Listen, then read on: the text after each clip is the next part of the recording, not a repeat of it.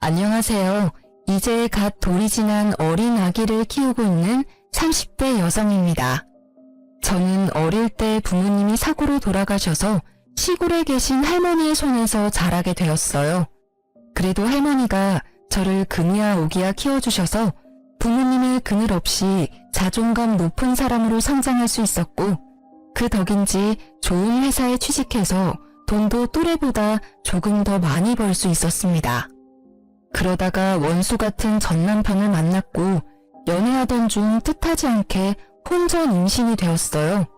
그래서 어쩔 수 없이 결혼을 서두르게 되었고, 이로 인해 큰 고비를 맞게 되었습니다. 사실 시댁에서는 시골 출신의 부모님도 없이 할머니 손에서 자랐다는 사실을 알고 저를 탐탁지 않게 생각하셨어요. 그러나 이미 제 뱃속에 아기가 있으니 어쩔 수 없이 결혼을 허락하셨죠. 그렇게 우리는 결혼식을 하게 되었고 신혼여행을 떠나려는데, 결혼식 내내 훌쩍이던 시어머니는 남편의 손을 잡고 대성통곡을 했어요. 아이고, 우리 호준이 안타까워서 어쩐다니. 사위사랑은 장모라던데 우리 아들은 고아랑 결혼해서 장모사랑도 못 받겠구나. 게다가 너보다 나이가 3살이나 많기까지. 다른 집 아들들은 다들 어리고 예쁜 여자한테 장가가던데 너는 이게 뭐니? 내가 속상해서 원. 엄마, 너무 속상해하지 마. 누나 부모님이 안 계시긴 하지만 이미 누나 뱃속에 아기도 있고 결혼식까지 올린 마당에 어쩔 수 없잖아. 누나는 무슨 누나? 나는 너한테 저런 누나 낳아준 적 없다. 이제 다시는 내 앞에서 누나라고 부르지 마. 알겠어? 미나, 너도 네 남편 너보다 나이 어리다고 남편 이겨먹으려고 하지 마라. 알겠니? 어쩌다가 저런 고아랑 엮여서는. 에휴, 부모 없는 자식이 뭐 보고 배운 게 있기나 하겠어? 피로 현장에서 하객들이 주는 술을 과하게 마신 시어머니는 사람들이 많은 곳에서 나이도 많고 부모도 없다며 제게 무안을 주었습니다. 할머니는 시어머니의 말에 표정이 딱딱하게 굳으시더니 술 취해 정신없는 시어머니에게 한마디 했어요. 안싸돈, 아이들이 새 출발하는데 말이 조금 심하네요. 기분 좋은 날 서로에게 상처 주는 말은 하지 맙시다. 우리 미나 부모 없이는 자랐어도 제가 경우 없게 키우지는 않았습니다.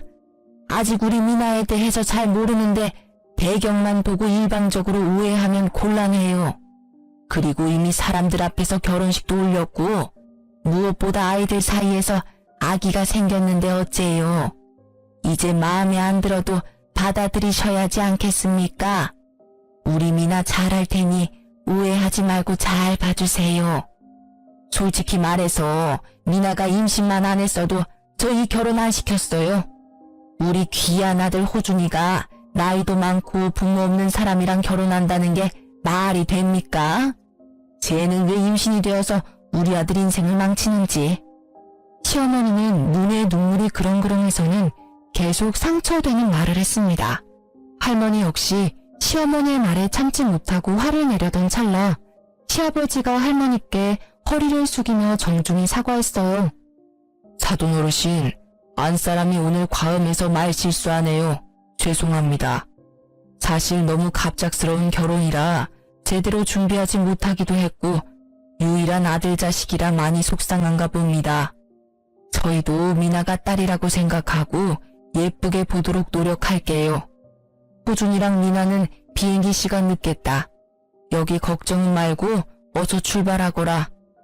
아버지, 그럼 엄마 좀 잘 부탁드려요. 엄마, 나 다녀올게. 울지 말고 속상해하지 마요. 아휴, 나도 같이 눈물이 나려고 하네. 큰 싸움은 벌어지지 않았지만 할머니의 표정은 여전히 좋지 않으셨습니다. 저 역시 기분이 너무 좋지 않고 화가 많이 났어요. 사실 더 화가 나는 건 남편의 반응이었습니다. 만약 할머니가 사람들 앞에서 남편에게 상처되는 말을 했다면 저는 그런 말 하지 말라고 강경하게 말씀드렸을 거예요. 그런데 남편은 그러기는커녕 시어머니와 같이 눈물을 글썽이더라고요. 그 모습을 보니 남편이 뭔가 앞으로 저와 시어머니 중간에서 제대로 된 남편 역할을 못할 것만 같은 불길한 예감이 들었어요. 그리고 그 불길한 예감은 현실이 되었습니다. 신혼집은 시댁 근처의 오피스텔이었어요. 사실 남편이 저보다 나이가 어리기도 하고 남자는 군대에 가야만 하니 동갑이어도 여자보다 회사 생활을 늦게 할 수밖에 없잖아요. 그래서 남편이 모아둔 돈이 없더라고요. 게다가 시댁이 넉넉한 형편도 아니어서 어쩔 수 없이 할머니가 오피스텔을 하나 얻어주셨습니다. 저는 할머니가 혼자 시골에서 사셔서 할머니 집과 가까운 외곽 쪽으로 집을 구하고 싶었지만 할머니는 생각이 다르셨어요. 여자는 좋든 싫든 결혼했으면 시댁 사람으로 살아야 한다며 일부러 시댁과 가까이 집을 얻어주셨죠. 사실 시어머니가 절 싫어하는 게 분명해서 시댁과 가까이 사는 건 너무 부담스러웠어요. 하지만 우려와는 달리 회사 생활을 하고 주말에도 가끔 출근해서 시어머니와 마주칠 일이 명절이나 제사와 같은 특별한 날 빼고는 거의 없었어요. 저에게 전화하라고 강요하지도 않았고요. 그래서 생각보다는 편한 신혼생활을 보낼 수 있었습니다.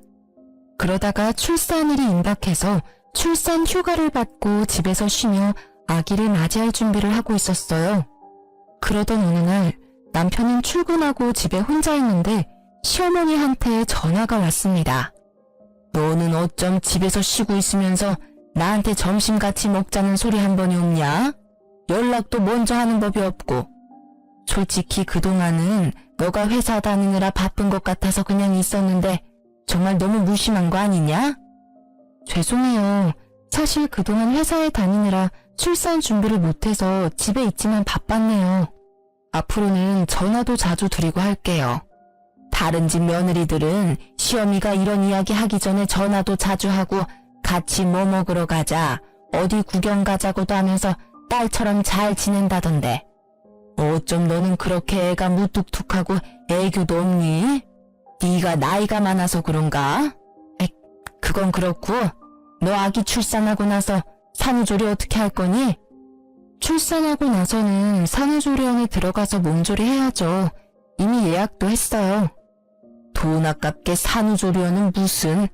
옛날에는 애 낳고도 바로 밭일하고 집안일 했다. 산후조리가 솔직히 뭐가 필요해? 그냥 힘 몇 번 주면 애가 쑥 나오는데. 하여튼 요새 애들은 다들 약해 빠졌다니까. 게다가 거기가 좀 비싸냐? 뭐 하는 것도 없이 일주일에 최소 100만 원은 하던데. 괜히 그런데 들어가서 우리 아들 돈 허투루 쓰지 말고 출산하면 그냥 바로 집으로 와라. 내가 해주마. 어머니가 제 산후조리를요? 아무리 그래도 어떻게 어머니의 산후조리를 받아요. 전 그렇게 못해요. 그리고 조리원 예약할 때 남편 돈이 아닌 제 돈으로 했어요. 그러니까 돈 걱정은 하지 마세요. 정말 너 돈으로만 계산했어? 우리 호준이 돈 한 푼도 안 들어간 거 맞지? 난 우리 아들이 힘들게 번 돈 쓸데없는 곳에 나가는 걸 원하지 않아. 이게 다 낭비야. 차라리 그 돈으로 아기한테 좋은 거 하나 더 입히고 먹여야지. 하지만 어머니, 아기 잘 돌보려면 산후조리도 필요해요. 엄마 몸이 빨리 회복되어야 아기도 잘 돌보죠. 아, 글쎄 옛날에는 그딴 거 없이도 다들 아기 셋넷 잘 낳고 했다니까. 요즘 젊은 것들은 아기 꼴랑 하나 낳았다고 아주 공주 대접 받으려고 한다니까. 넌 그러면 내가 가만 안 둘 테니까 그런 줄 알아. 시어머니는 본인이 하고 싶은 말만 하시고는 전화를 끊어버리셨습니다. 시어머니가 왜 이렇게까지 화를 내는지 이해하지 못했어요. 남편 돈으로 산후조리원을 예약한 것도 아니고 제가 번 돈으로 하겠다는데 뭐가 문제입니까? 그냥 괜히 그러시는 것으로 생각하고 저는 아기를 만날 준비에 들떠 있었어요. 그렇게 일주일 정도가 지났을까요? 집에 있는데 엄청난 진통이 오기 시작했고 자연분만으로 아기를 낳으려다가 실패하고 응급수술로 아기를 낳게 되었습니다. 이때도 시어머니는 나이가 많아서 수술하게 되었다는 등의 독설을 하셨고 남편은 저와 시어머니 사이에서 이러지도 저러지도 못하고 바보같이 있었어요. 어쨌든 힘들게 태어난 아들은 별 문제 없이 건강했고 예정대로 제 돈으로 예약한 산후조리원에 2주일 동안 있게 되었습니다. 2주일 후 산후조리원에서 나와 신혼집에 갔는데 시어머니가 계셨어요. 저는 시어머니가 손주를 보고 싶은 마음에 오셨다고 생각했습니다. 그런데 아무리 시간이 흘러도 시어머니는 집으로 가시지 않아서 너무 불편했어요. 어머니, 그런데 집에는 언제 가실 거예요? 이제 곧 저녁 시간도 되어가는데 아버님 식사 준비도 하셔야 하는 거 아니에요? 어머, 얘 봐라. 방에 있는 집 못 봤니? 나 오늘 집에 안 갈 거야. 여기서 한 달 정도는 머무를 거다. 네? 그게 무슨 말씀이세요? 저는 전혀 못 들었는데요. 너가 육아하느라 정신없다는 핑계로 우리 아들 굶길까봐 당분간 여기서 우리 아들 밥 챙겨줄 거다. 그리고 우리 아들은 매운 음식 좋아하는데 나 없으면 모유 수유하는 너 눈치 보여서 매운 음식도 못 먹을 거 아니야. 너는 네 자식 밥 주듯이 나도 내 자식 밥 챙겨줘야 하지 않겠니?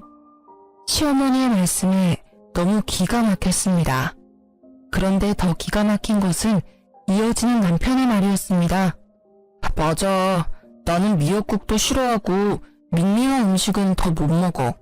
솔직히 여보랑 같이 산후조리원에 있으면서 거기 음식 간이 하나도 안 돼서 정말 뭐 먹은 것 같지도 않았다고. 그래서 내가 엄마한테 부탁한 거야. 그래도 되지? 뭐? 솔직히 우리 집이 넓은 것도 아니고 방 하나 거실 하나 있는데 어떻게 어머니랑 같이 있어. 게다가 신생아도 있는데. 그리고 전 그렇게 매운 음식이 먹고 싶으면 마트에서 밀키트 같은 거 사다가 먹으면 되잖아. 여보, 밀키트도 하루 이틀이지 어떻게 매일 사 먹냐? 당분간은 여보가 내 음식도 못 해줄 텐데. 그리고 우리 엄마가 괜히 여기 있겠다고 하시는 거겠어? 여기에 있으면서 내 음식만 챙기겠냐고. 당연히 여보 음식도 챙겨주실 거고 틈틈이 준석이도 봐주시겠지. 안 그래요, 엄마? 당연하지. 내가 있어서 너도 더 편할걸? 나중에 나 가고 나서 힘들다고 징징대지 말고 그냥 고맙습니다 하려무나. 어머니, 그럼 당장 오늘 밤에는 어디서 주무실 거예요? 나는 허리가 안 좋아서 무조건 침대에서 자야 해. 그리고 우리 아들도 내일 출근해야 해서 푹 자야 하니 당연히 방에서 자야 하고. 너는 새벽에 준석이 수유하고 기저귀도 갈아줘야 하니까 거실에서 자면 되겠다. 그치? 네? 거실에서요? 어떻게 신생아랑 갓 출산한 산모한테 거실에서 자라는 말을 하세요. 당연히 이 집에서는 손님인 어머니가 거실에서 주무셔야 하는 거 아닌가요? 그리고 남편도 준석이 아빠니까 당연히 새벽에 같이 아기 봐야죠. 우리 호준이는 안 된다. 호준이는 잠 못 자면 큰일 나는 아이야. 게다가 내일 회사에 출근도 해야 하잖니. 너는 어차피 내일 집에서 쉬니까 너 혼자 새벽에 준석이 보렴. 시어머니는 가면 갈수록 도무지 이해하지 못할 말만 했습니다. 이 와중에 남편은 아무 말도 하지 않고 조용히 시어머니의 말에 고개를 끄덕이고 있었고 그런 모습을 보니 너무 화가 났어요. 야, 이호준, 너 내 남편 아니야? 우리 준석이 아빠 아니냐고. 넌 어머니의 말씀이 이해가 가? 이제 갓 태어난 신생아와 산모는 거실 바닥에서 자고 아빠인 너는 어머니랑 큰 방에서 자라는 이 말이 맞다고 생각해? 솔직히 우리 엄마 말이 틀린 건 또 뭐야. 너는 내일도 집에 있지만 나는 회사에 가서 일해야 해서 푹 잠을 자야 해. 난 솔직히 너가 이렇게까지 화를 내는 이유를 모르겠는데 남편은 화를 내는 이유를 전혀 모르는 눈치였습니다. 정말 말을 하면 할수록 저만 나쁘고 이상하고 예민한 사람이 되는 것 같았죠. 됐다 됐어. 더럽고 치사해서 내가 나가고 말지. 난 솔직히 네가 우리 호준이보다 나이가 많으니까 생각도 깊을 줄 알았어. 그런데 이건 뭐 나이만 많지 생각도 없고 어른 공경하는 것도 없고 너는 늙은 나랑 한 집에 같이 있기 싫다는 거지? 내가 나가마.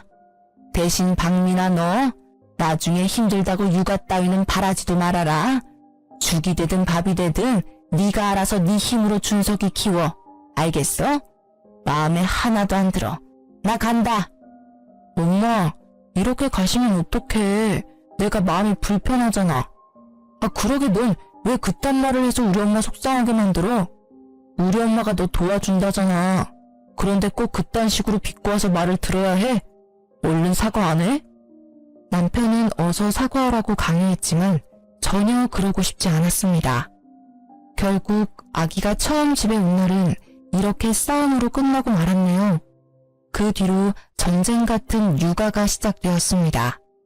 우리는 신생아가 혹시라도 다칠까봐 불안해서 홈 CCTV를 설치했어요. 물론 제가 항상 옆에 있기는 하지만 잠시 화장실 가거나 집안일을 할 때 무슨 일이 생길까봐 불안했거든요. 남편도 회사에서 아기를 보고 싶다고 해서 핸드폰 어플로 틈틈이 확인할 수 있도록 했습니다.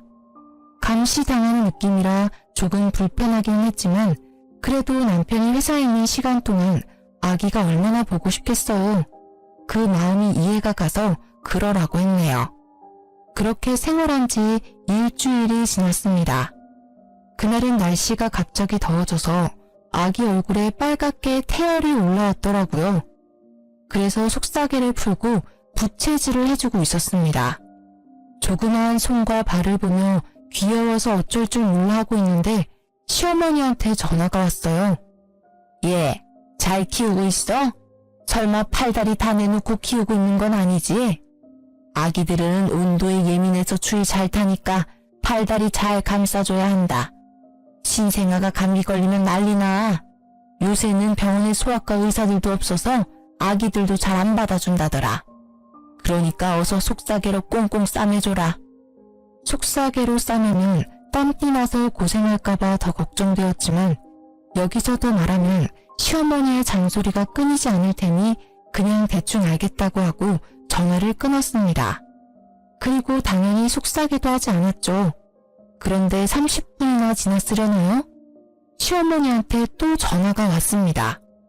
속사계 했니? 아무리 오늘 날씨가 더워도 아기들은 온도에 예민해서 추울 수 있어. 그러니까 얼른 속사계 해줘. 네가 덥다고 해서 아기들도 더운 거 아니야. 아기들은 춥다고. 얼른 속사계 해서 증거 사진 보내라. 알겠니? 시어머니는 기어이 속사계를 하라고 선호했고 어쩔 수 없이 아기를 다시 싸매서 사진을 찍었습니다. 잠시 후 잘 놀던 아기가 칭얼거리기 시작했어요. 기저귀를 보니 응가를 했고 저는 엉덩이를 씻기고 기저귀를 갈았습니다. 그런데 기저귀를 가는데 시어머니한테 또 전화가 왔어요. 아까 내가 이 말 한다는 거 깜빡했구나. 요새 젊은 사람들은 귀찮다고 일회용 기저귀 쓰는데 그거 아주 많이 안 좋아. 통풍이 안 돼서 아기 엉덩이 발진 나고 화학 제품이 가득해서 아기 몸에도 별로 안 좋단다. 그러니까 너는 일회용 기저귀 말고 천 기저귀 써라. 그리고 귀찮다고 세탁기 돌리지 말고 반드시 손빨래하고. 참, 아기 옷들도 세탁기 돌리면 안 된다. 아기 옷은 예민해서 반드시 다 손빨래 해야 해. 알겠니? 어머니, 요새 일회용 기저귀도 통풍 잘 되게 좋게 나와요. 그리고 저 지금 아직 출산한 지 한 달도 안 됐는데 어떻게 손빨래를 해요? 지금 손목도 아프고 허리 어깨 다 아파서 저 손빨래 못해요. 그래도 네가 엄마인데 이제 아기를 위해서 희생해야지. 그리고 아기 피부에 어른들 화학세제가 얼마나 안 좋은지 아니? 요새는 아기용 세제가 따로 나와요. 아기용 세탁기도 작은 걸로 장만해서 어른 세탁물이랑 같이 돌리지도 않고요. 다들 그렇게 하는걸요? 뭔 그렇게 말이 많아? 다들 그렇게 해도 내가 더 잘 알아. 솔직히 말해서 너가 아기를 잘 볼 수나 있냐? 아기 잘 앉지도 못하면서 뭘 한다고 그리 큰 소리야? 내 말대로 해라. 알겠니? 시어머니는 제게 더 말하고 싶어 했지만 때마침 아기가 배고프다고 울었습니다. 바로 무유를 먹이려 했지만 생각만큼 양껏 나오지 않더라고요. 무유가 나오지 않아서인지 아기가 숨이 넘어가게 울어서 급히 젖병과 분유를 챙겼습니다. 어떤 사람들은 이러면 혼돈이 와서 끝까지 무유를 먹인다고 하지만 잘 먹고 잘 크는 게 우선이라는 생각에 바로 젖병에 분유를 탔어요. 아기는 배가 엄청 고팠는지 허겁지겁 분유를 먹기 시작했습니다. 겨우 집에 고요한 평화가 찾아왔는데 시어머니한테 또 전화가 왔어요. 그러나 한 손으로는 아기를 안고 다른 손으로는 젖병을 잡고 있어서 전화를 받을 수 있는 상황이 아니었습니다. 솔직히 전화 받기도 싫었고요. 그리고 10분 정도 뒤 잠이 든 아기를 조심스럽게 침대에 눕혔습니다. 저도 잠시 옆에서 쉬려는데 또 시어머니한테 전화가 왔어요. 너 모유 안 나온다고 분유 먹이는 거 아니지? 사람은 사람 젖을 먹어야지 소젖 먹으면 안 된다. 소젖 먹으면 애가 멍청해져. 성격도 포악해지고 말이야. 안 그래도 우리 손주 엄마 잘못 만나서 자연분만 못하고 수술해서 남들보다 뒤처질 텐데 더 뒤처지게 하면 되겠니? 절대 분유 먹이지 말고 모유 먹여라. 모유 잘 나오면 당연히 모유 먹이겠지만 모유가 안 나오는데 어떻게 먹여요? 어른들처럼 밥을 못 먹으면 빵이나 다른 걸 먹을 수 있는 것도 아닌데 모유 안 나온다고 굶길 수는 없잖아요. 애가 나이만 들어서 모유도 안 나오고 몸도 부실하고 우리 손주 걱정돼서 내가 가만히 있을 수가 있나? 어머니의 손주이기도 하지만 제 아들이기도 해요. 저도 잘 키우려고 노력하고 있으니까 너무 걱정하지 마세요. 네가 뭘 안다고 노력은 아기 잘 안지도 못하면서. 아무튼 이제 모유 먹이도록 해. 시어머니는 수시로 전화해서 사사건건 잔소리를 늘어놓았죠. 그런데 곰곰이 생각해보니 뭔가 이상했습니다. 속삭이를 푼 순간, 기저귀를 간 순간, 분유를 먹인 순간마다 기가 막힌 타이밍으로 전화가 왔잖아요. 마치 저를 지켜보고 있던 것처럼요. 이상하고 찜찜한 마음이 들기는 했으나 그냥 우연이겠지 생각하고 말았습니다. 아기가 낮잠 잘 동안 머리를 식히기 위해 TV를 켰어요. 그런데 TV를 켜자마자 시어머니한테 또 전화가 왔습니다. 예, 잔다고 TV 켜지 마라. TV에서 전자파 나와서 애 머리 나빠진다. 어머님, 어떻게 제가 TV를 켜는 순간 전화하셨어요? 혹시 저 감시하세요? 내가 뭘 너를 본다고 그러니? 아니야. 너가 뭐가 이쁘다고 내가 널 종일 보고 앉았니? 내가 그렇게 할 일 없는 사람인 줄 알아? 그냥 우연인 거겠지. 아무튼 TV 켜지 마. 그렇게 따지면 핸드폰에도 전자파 많이 나와요. TV보다 핸드폰 전자파로 더 머리 나빠질 것 같아서 저 전화 꺼놓을 테니 이제 전화하지 마세요. 저는 바로 핸드폰을 꺼버렸습니다. 그런데 아무리 생각해도 시어머니가 전화하시는 타이밍이 이상했어요. 아무래도 시어머니가 보고 있는 것 같았고 그날 저녁 퇴근한 남편에게 혹시나 하는 마음을 물어봤습니다. 내가 진짜 혹시나 하는 마음으로 물어보는데 혹시 저 카메라 영상을 어머니도 보실 수 있어? 제 말에 남편은 깜짝 놀라는 표정을 지었습니다. 그걸 어떻게 알았어?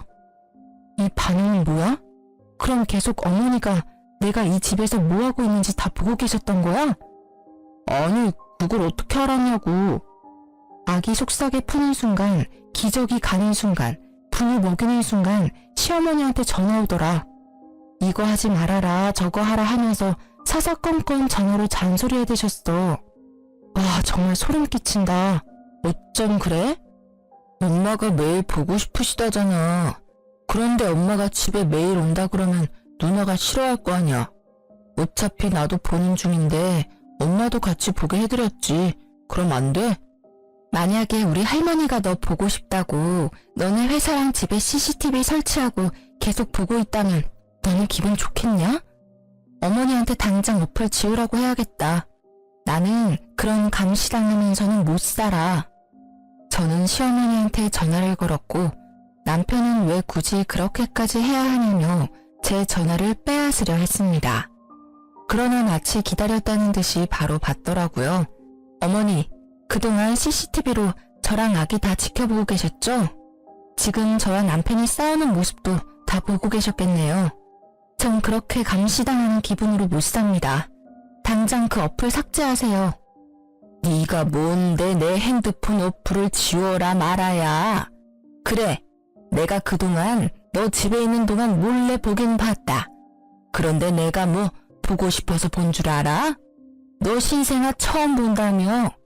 아기를 제대로 안지도 못하는 네가 혹시 준석이 다치게 할까봐 걱정되고 불안해서 내가 봤다. 혹시라도 잘못되면 당장 달려가려고. 나는 앞으로도 이걸로 너 계속 볼 거다. 우리 손주 잘 키우는지 계속 감시할 거라고. 아무리 윗사람이어도 저를 그동안 그렇게 몰래 훔쳐봤으면 먼저 미안하다는 사과부터 해야 하는 거 아닌가요? 그러나 오히려 적반하장으로 저에게 화를 내셨습니다. 저 역시 가만히 있을 수 없었죠. 어머니, 이렇게 몰래 훔쳐보는 것도 불법이에요. 만약에 저희 할머니가 남편 보고 싶다고 이 집에 몰래 CCTV 설치해서 보면 어머니 기분 좋으시겠어요? 나이만 처먹었지 할머니 손에서 자란 네가 아기를 어떻게 키우니? 보나마나 그 깡촌에서 막 키웠을 텐데. 게다가 부모가 있던 것도 아니고. 이렇게 나이 많은 어른한테 말을 막 하는 거 보면 심성도 고약한데 네가 손주한테 무슨 해코지를 할지 어떻게 알아? 난 너 못 믿는다. 네가 부모 있는 집에서 바르게 잘 자랐으면 나도 이렇게 시간 낭비해가며 오지랖 안 부려. 아무리 그래도 전 매 순간을 감시당하며 살 수는 없겠네요. 어플 삭제 안 하시면 저 이 집에서 못 삽니다. 뭐 그럼 네가 이혼이라도 하겠다는 거냐? 그럼요. 못할 것도 없죠. 계속 이런 식으로 나오시면 저 이혼하겠습니다. 그래 아세요. 전화 끊습니다. 남편은 이 타이밍에도 제가 화난 이유를 전혀 알지 못했습니다.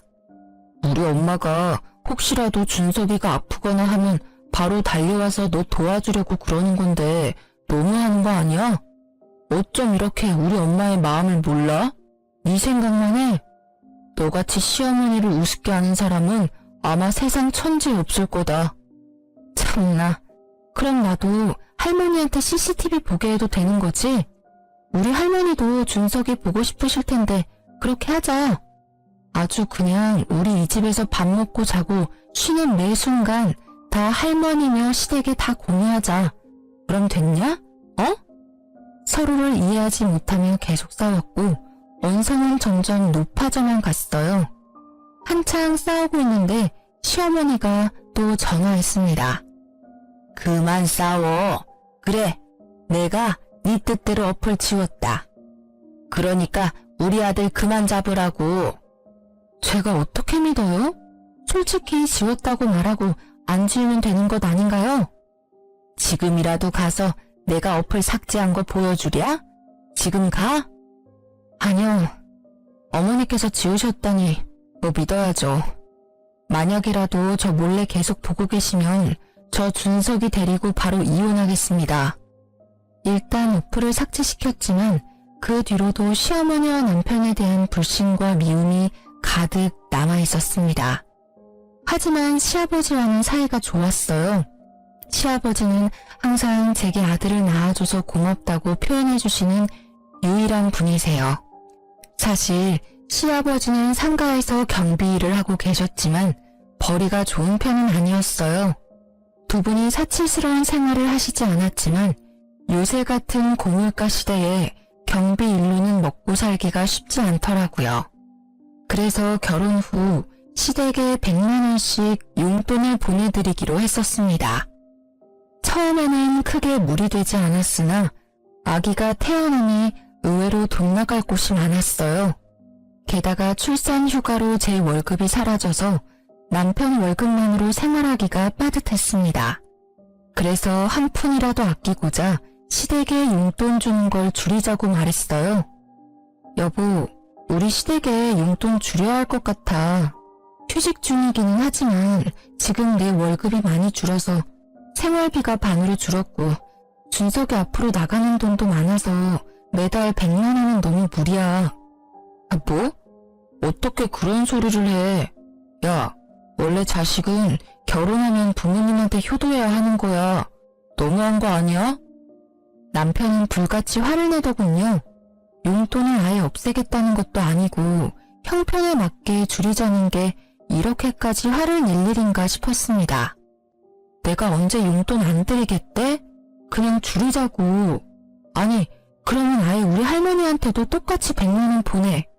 솔직히 그동안 시댁은 형편 어려워서 매번 용돈 보냈는데 우리 할머니한테는 한 번도 용돈 보낸 적 없잖아.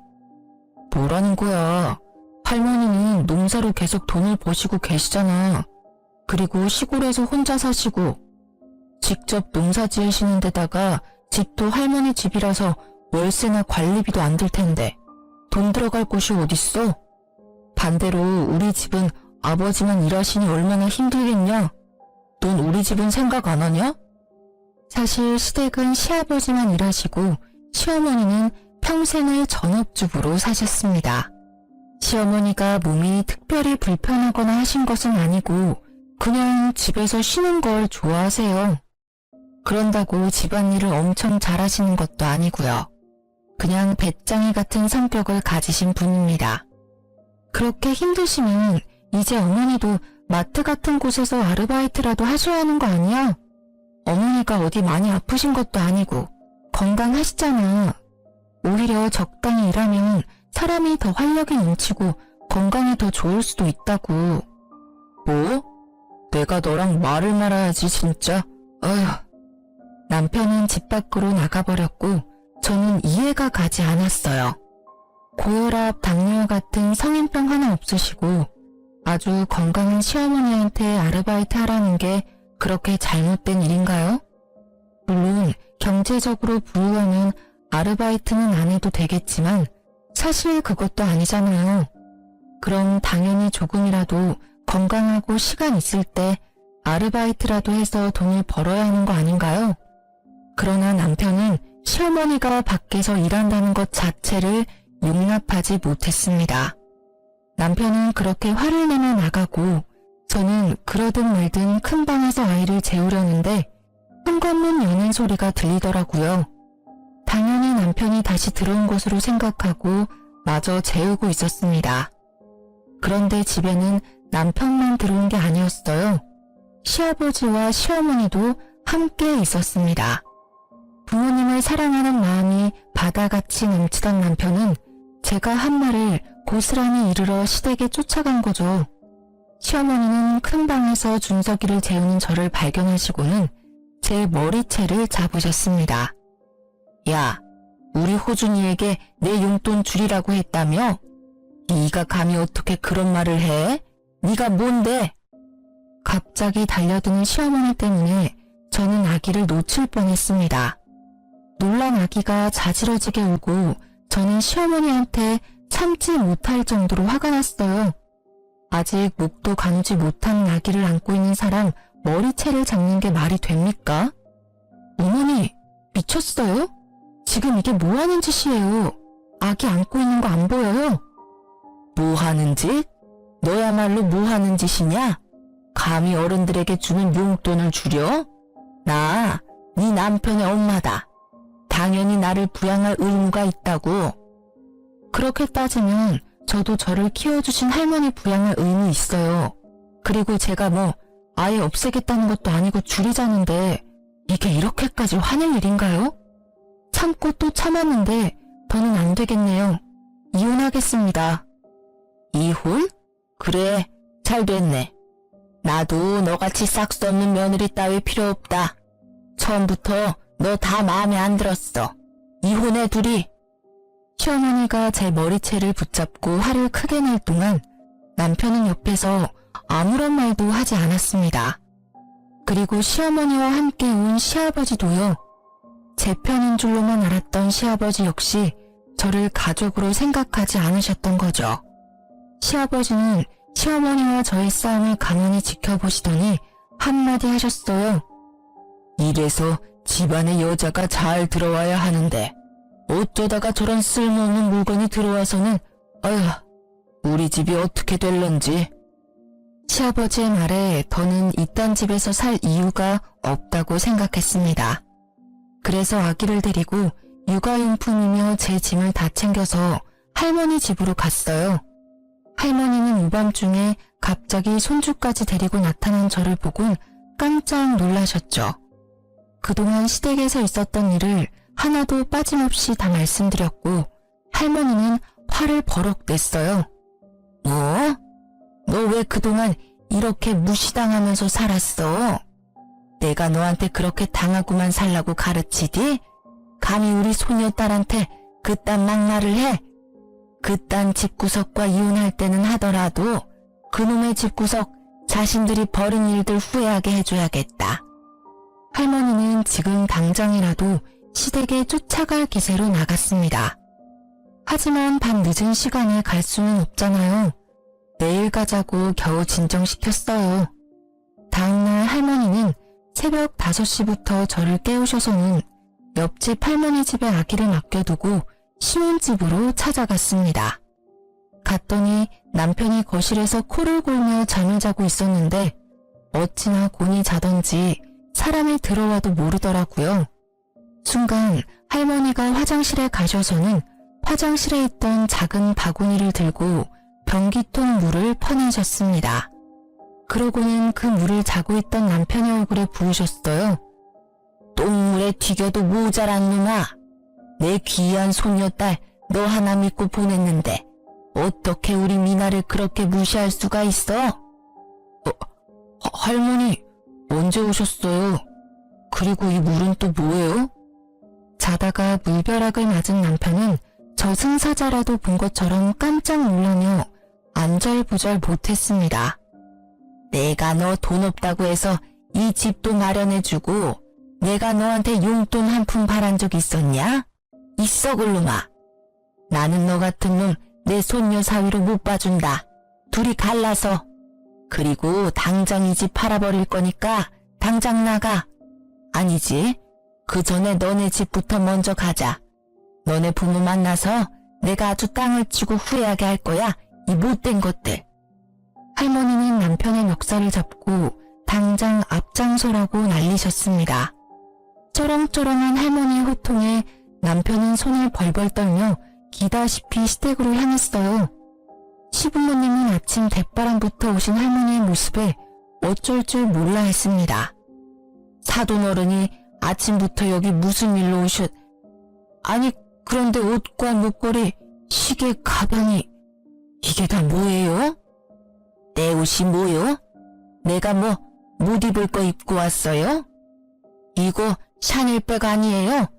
아니 이 시계는 시골에 계시던 사돈어른이 어떻게 이런 거를 다 하고 오셨어요?